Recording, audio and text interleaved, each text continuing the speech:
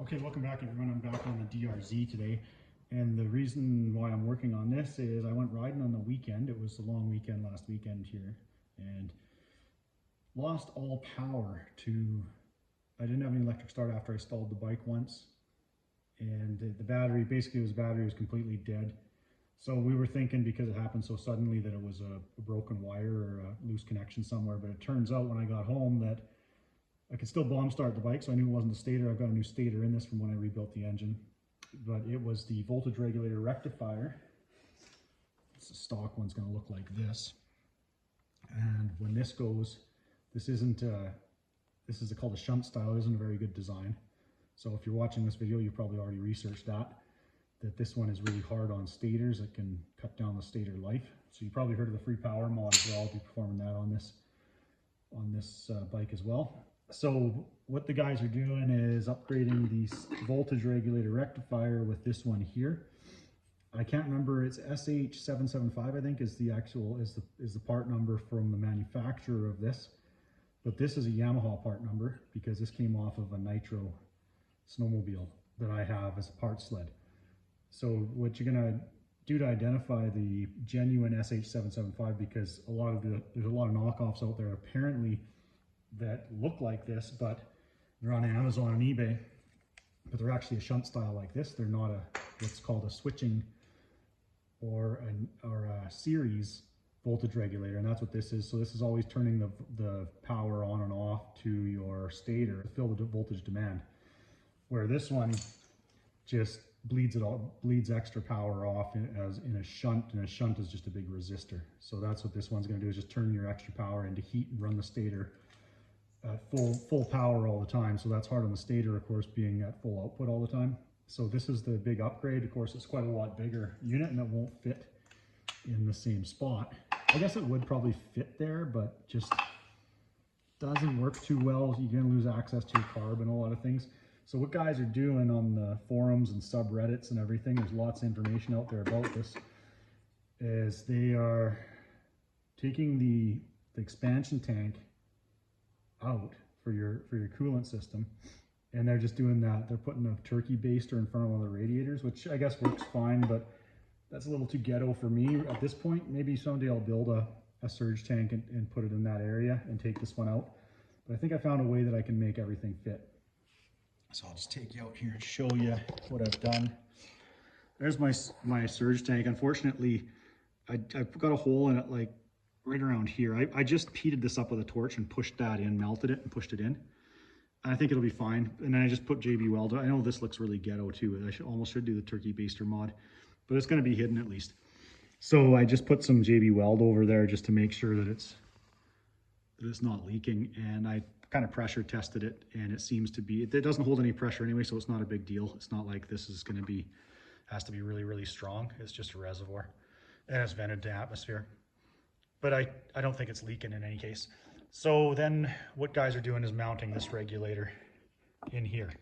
So about this regulator, some of the ways you can identify this, of course, it's going to have the black, and it'll be plug-in black and gray plugs there.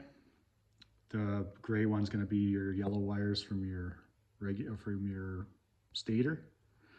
The other ones are going to go to your battery, power and ground, which I guess I've got to figure out which is which on this one. So from what I'm reading, the way to identify these is these 8 little posts here from the casting process. That, your part number, you can run your Yamaha part number there, or these are used on, let's see, BRP uses them on the 800 side-by-sides. Indian Motorcycle uses these, the same one. Yamaha, of course, like I mentioned, and this goes all the way back to the last couple of years of Mountain Max, like 2002, 2003 Mountain Max, Vipers, Nitros, RX1s, all those, Yamaha Rhinos, Yamaha Grizzlies, and you're going to identify it also by the stainless steel back on here. And one of the mounting holes is oval on the genuine. Any OEM unit is going to be the genuine one that you want, right? So if it's a Can-Am, Yamaha Indian, it's just some of the stuff that's coming off of eBay and Amazon that you're going to see real cheap that I guess are copies. That's what I'm reading anyways, is that they're copies. So because I have this one and it's in, as you can see, really good condition, I'm going to be putting this one in. So what I've done with my coolant tank is, after I collapsed it like that and sealed it back up, I put it on the other side of the mount. So that white ear there should be on this side. The screw would come in from this side, from the front here, stock, from the factory.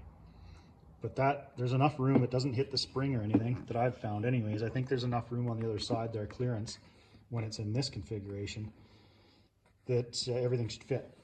And then I built this mount for it here. Some guys are building the bracket, and I think it goes down from the chain wheel up to this bolt, and then they just do away with the surge tank, which is the other way of doing this mod. But I built this mount here out of, this was a beacon light mount that wasn't used. So I cut it and bent it. And what I'm gonna do is put one mount there like that, and then I'm gonna get that pushed in there. Then I'm gonna drill and tap a hole in the frame here and put a bolt in there. There'll be a hole in my frame, but I don't think it'll compromise anything, make it any weaker.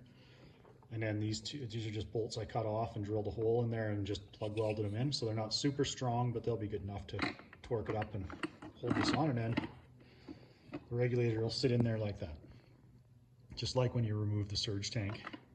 Be the same thing. So I might end up removing the surge tank in the future, I don't know. I couldn't find another overflow tank that was small enough. Everything from snowmobiles and stuff are all bigger than what's in here already. So other than the turkey baster mod, which I think is kind of, I haven't had good success gluing a bunch of hoses and stuff together to a turkey baster.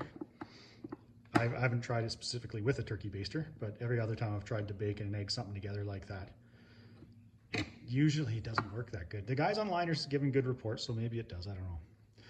So I'm probably gonna, there's a weld or something right here I'm gonna have to grind off, and I'm probably gonna try and get that up a little bit higher like that.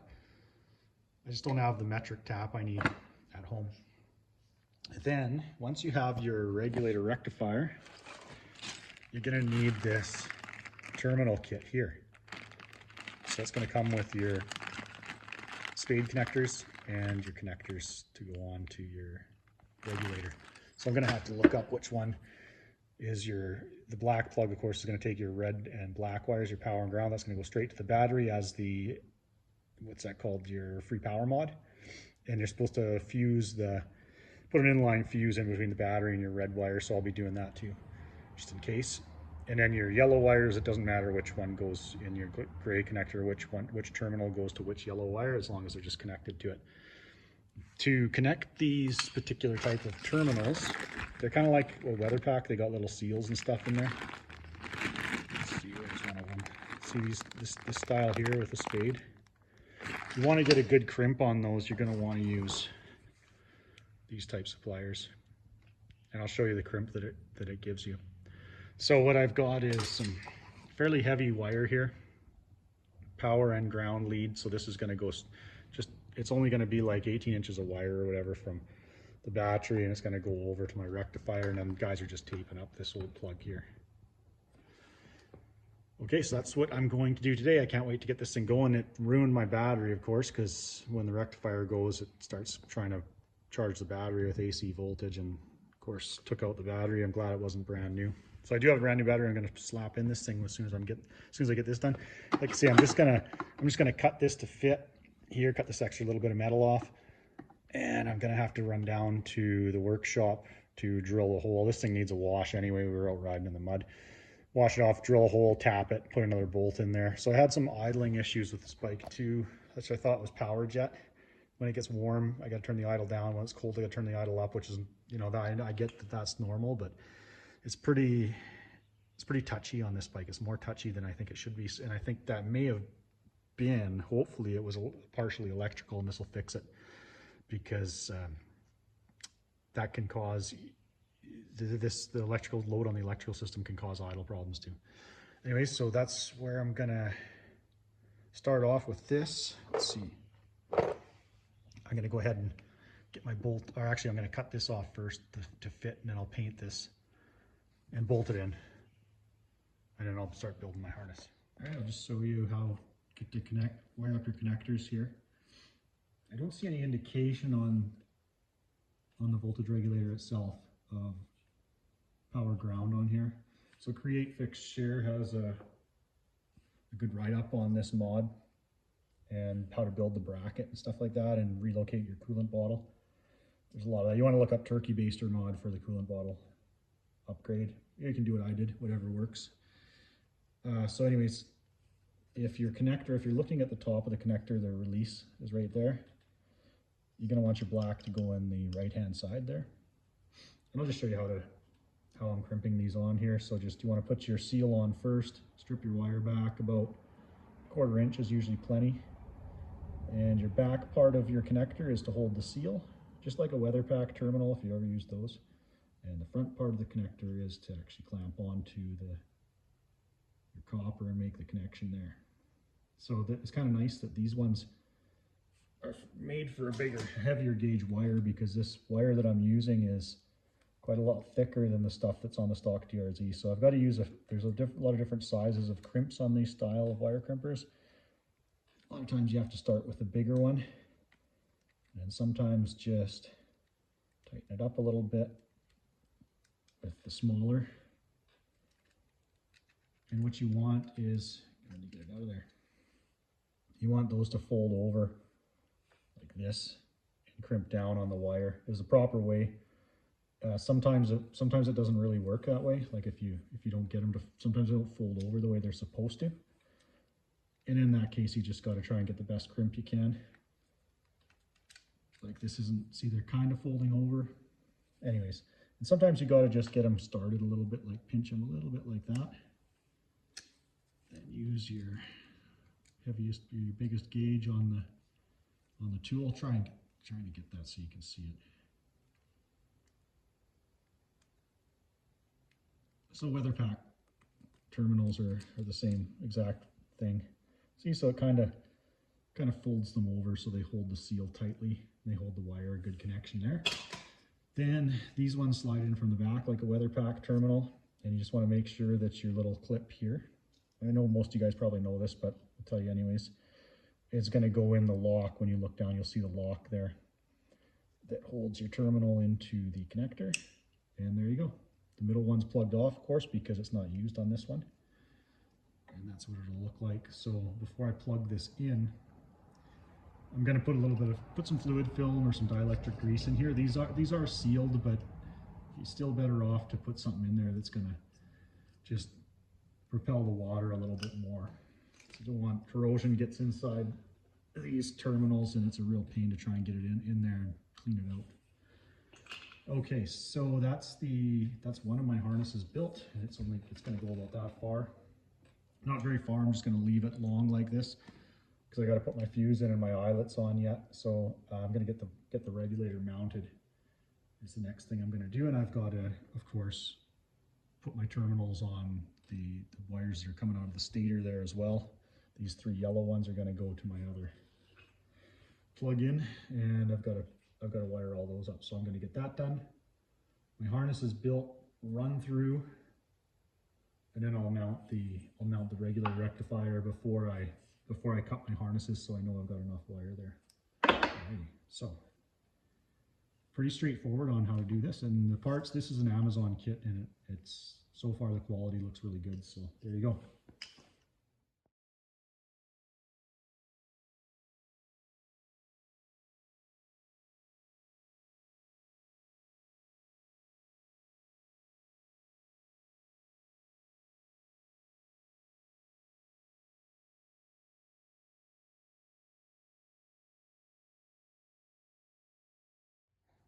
Okay, so it was as simple as that.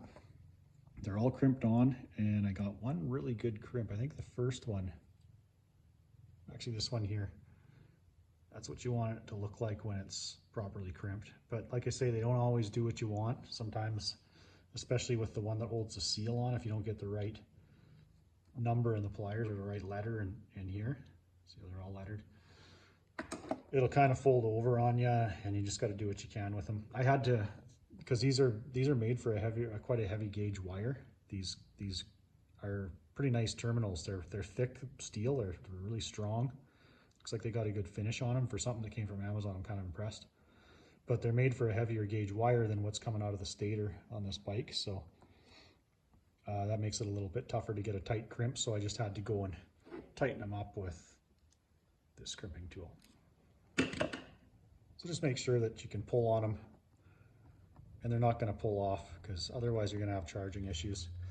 And then I just got to put my gray connector on, and then these locks go inside the connectors themselves and just lock your wires in place so that they can't pull out. It's easy. All right, now I'm going to bolt in my stator, my regulator rectifier, I should say, not stator.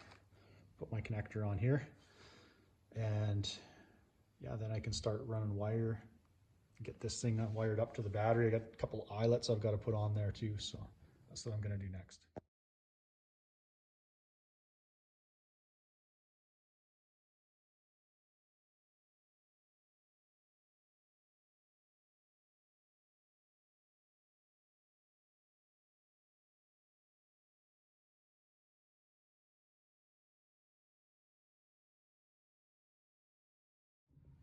Okay, so got everything done, about 50 trips to the toolbox, and I've got this inline fuse holder. You might have noticed that I forgot to put that in, and I had to cut my wires again. These are nice ones. This one's rated for 30 amps, but I've replaced the fuse with the 20. I think that's what the guys are suggesting online. It's up to you if you even want to do this. Some guys say it's not even necessary, but it is just good insurance. Just remember you have that fuse there. Put it somewhere where you're not going to overlook it, because if it goes on you, you're going to lose all your power. So the nice thing about these are sealed fuse holders, and they have, you can zip tie them somewhere, probably zip tie it up like that. I don't have zip tie on me at the moment, but some of these are reusable ones here. I guess I could thread it through there, possibly. In any case, I'll figure that out to get that secured. I just hit a little loop of wire up here. I like to have a little extra wire, and I'm going to tuck this up in here and just use the zip tie that came off of here. But for now, like I say, I still got to drill one more mounting hole, and I'm going to put some loom around this. These wires were getting a little bit chafed from not being protected, and I think from the zip tie rubbing on them. So those are all things you want to look out for in an electrical system. So there you have it. That is my version of the SH775 or 577, I can't remember. The upgrade and the free power mod. I still got to do the finishing touches, but right now it fits pretty good. I think that's going to be okay. Some guys say you got to trim your panel, your side panel, in order for it to fit good. And now I'm going to check the voltage. So I've got to fire the bike up. And a big oversized tank makes it hard to get the choke knob. I got to start it up now. I'll grab my multimeter and we'll see what we got for voltage going to the battery.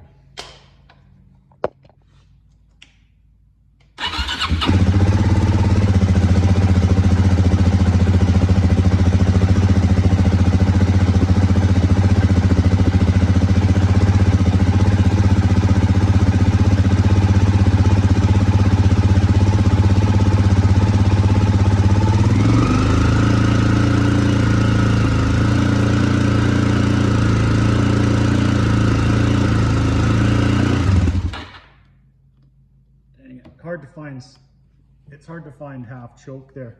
So that's part of what I was telling you about with the idle. The choke goes really high, and then I got to turn it down half choke, and then I got to play around with my idle screw there. But I can tell already that the idle is better, because I didn't have to keep it running or anything, and it's stone cold. It's sitting in the garage. I had 14.3 on my multimeter, if you noticed that. I don't know if you could see it on the camera or not, but that is what you want to see. That's charging. There's no question about it. Nice new battery, cranks the engine over quickly, lots of power there. So that part of the modifications is done. I'm just going to put some black tape or electrical tape around this the old pigtail here plug-in for my rectifier regulator. So I know that this regulator is working because I've got 14 volts DC. It's not AC current coming out of there or anything. So it's just some things you want to keep in mind. So that is, like I say, that's the first part of my upgrade. The next is going to be a rack that I'm going to put on the back and do a little bit of a review on the Emgo trunk for these bikes that I just got from Fort 9. And it's going to be really nice to have that extra little bit of storage. So now I'm gonna, before I do the rack though, I'm gonna get this thing washed. You can see we were riding in some old trails and stuff, and I lost my case saver, so I gotta order a new one of those. So I'm gonna get this thing cleaned up so I can work on it a little bit easier. And I've got to try, one thing that I forgot to do now that this is all done is I forgot to get some coolant into my overflow bottle there, so I'll have to try to dump some in through the radiator. Anyways, I will be back. Okay, now that I got this thing all cleaned up here, I will show you what the completed modification looks like. So I just had to push these little like zoot fastener type things that they put the side panel. It's a little bit tight, so I just had to push them in with a screwdriver to get them seated all the way. So I just had, you can just see the tip of the bolt right there. So there's only a couple threads that goes into the frame, so you can't put too much torque on it. Just put some Loctite on it, and that's really solid the way it sits there. I ain't going anywhere. And that's what the regulator mod looks like. You can see that I just clearanced this a little bit here. I just kind of took the lip off the edge of the panel, and it doesn't really hit there, so I think that works. I've still got to fill up the coolant reservoir, but I think that's going to be okay. And as you saw when I checked it with my voltage, with my meter, checked the voltage, it was charging really high at 14 volts, so that's good. I still got to do some jetting on this bike though. It doesn't want to idle properly. Anyways, now I'm going to show you this rack that I got. So what's the name of this came with a card, a sticker, and instruction. PM racks. So I got this new old stock for like 95 bucks, 85 bucks I paid for it. Canadian. So that's like dirt cheap because somebody had it and wasn't using it. So the first thing we got to do when we're putting these on is just lift the seat up. Okay, I'm going to put you in the tripod here. Just lift the seat up, slide your rack in there.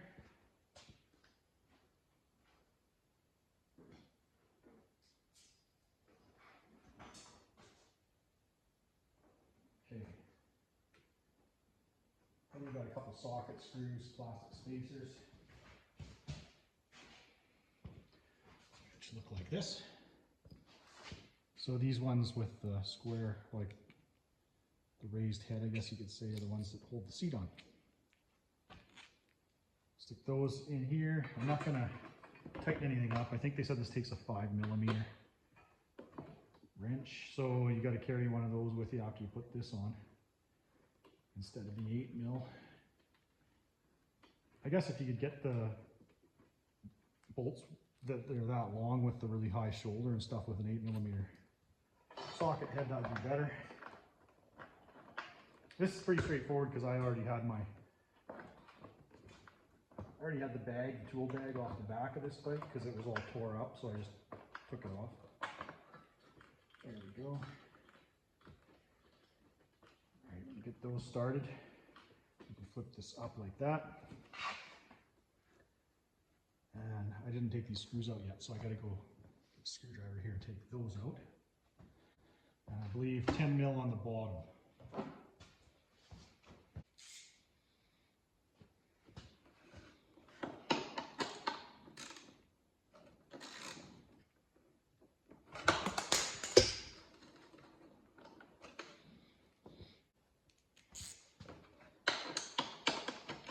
See, I don't think I can get these without even using a screwdriver. Yeah, there we go.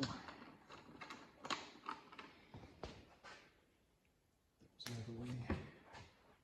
if what they want now is metal plastic washers like that. I think that's what the way they got it set up. I can't remember if the plastic washer, no, I don't think the plastic washer goes on top. I think it goes underneath there. That. That's right. So you can just tilt this up vertical and get these set up, hopefully. So through those holes there. Hopefully everything stays.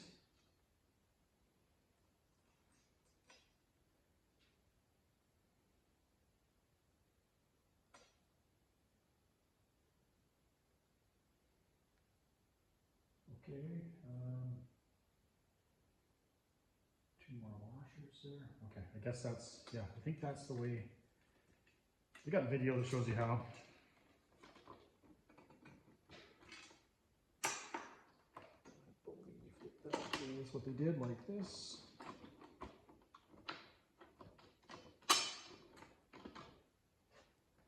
Then you just put the washers on the bottom. It's pretty straightforward. All right, so that's how it goes on. These are 4mm on the top with a 10mm socket, nut on the bottom. It's 10mm socket on that. And then these ones are 5mm for your seat bolts there. So you got to carry a couple Allen wrenches in your toolkit after you do this if you want to get your seat off in the bush. But it's a nice solid rack, so I like that. Now the next thing that I want to talk about is, move me back a little bit, this Emgo trunk. So this is something that I got from Fort 9. Now he does a video on it too, and kind of a review. And it's, I don't know, it looks like a pretty nice piece. I just got it like 2 days ago. Shipping is like incredibly fast from Fort 9 if you're in BC. So anyways, he talked about this rack here. And how, oops, there goes the ratchet. How it looks kind of ugly on the back of the bike. The thing is, I think that some of the holes will line up with this. But what he didn't talk about is how it slides together. I think this goes that way, because this will stop it from sliding off. So then you put it on and it connects, yeah, like that. So I guess that's going to push that. Okay, so that's what holds it on. Right, and then you push the red button, and it should release. It's really easier when you get everything bolted together. Okay, then you just pull it back. Okay, so that's good. So it does, I think for like 120 bucks Canadian, this was a really good price. So I just needed something that can put a few things in if I want to take a trip with it. The attaching hardware comes with these two rails and then just screws and nuts. I'm gonna see if I can just put the screws directly through. And I was looking at this. Stay there. I think they line up with a couple of holes. I think I can line a couple. Well, the holes that I was thinking of are these ones here that have screws in them already. So, oh no, these two holes right here line up. And maybe I could use the bar in the front one. So that's how it goes together. Maybe I'll just put this on, get this connected to the bike. I'd like to find a way to do it so that I could take this off really quick, because it isn't the most aesthetically pleasing piece, you have to admit. And it kind of limits you from putting other things on here. Okay, put this on the ground. No idea. I want to show you something. So I'm going to see what I can do with that. This, as you can see, there's nothing in here. There's no padding or anything in here. I mean, this is a cheap, for what you pay for, it's a good setup. But it doesn't, if you wanted like foam lining in here, of course you have to put it in yourself. And he was talking about the cheesy looking decals. And I thought, I didn't really like the looks of the big Emgo decal on here. But if you look, that's what you're left with. There's a piece of the casting, the mold or something like that they cut off, and they don't do a very nice job of it. And the sticker hides that. So I'll just find another something to put over top of that. But otherwise, other than that, it's for what you pay, it looks like a really good setup. So I'm gonna get this mounted first, and then I'll show you how it clips on and off the bike. Okay, so that's what I ended up putting on. I found 3 holes that lined up with the holes in the rack, and that's really solid. It comes with 4 screws, and then underneath, maybe I'll just show you here. They're kind of long screws that they give you, so they almost touch the fender. So I think what I'm going to do is I might even put something kind of like a cram nut in the, it's just a hole like this, right? And I think this rack is made out of steel, so I could even just maybe tack weld a nut on the bottom. And then that way, all I have to do is pop these 3 screws out, take this off, put it inside here when I don't want to use it. Because it doesn't look the greatest, you have to admit, but I don't know, it doesn't look the worst either. These bikes usually have a lot of stuff that looks like that hanging off of them. Pannier racks and funny looking jerry cans and all that good stuff. So what he didn't show you on the Fort 9 video is just how these things all click together, and you got your release mechanism in there. Yeah, that's how it works. Actually feels pretty solid for a plastic case. Feels like it's fairly durable, so let's see. Open up the front ones.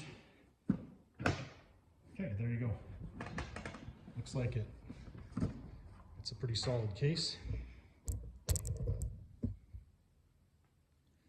And there you go, it's locked. Not gonna go anywhere, but then, oh yeah, okay, so that locks the release, of course, because somebody could steal it otherwise.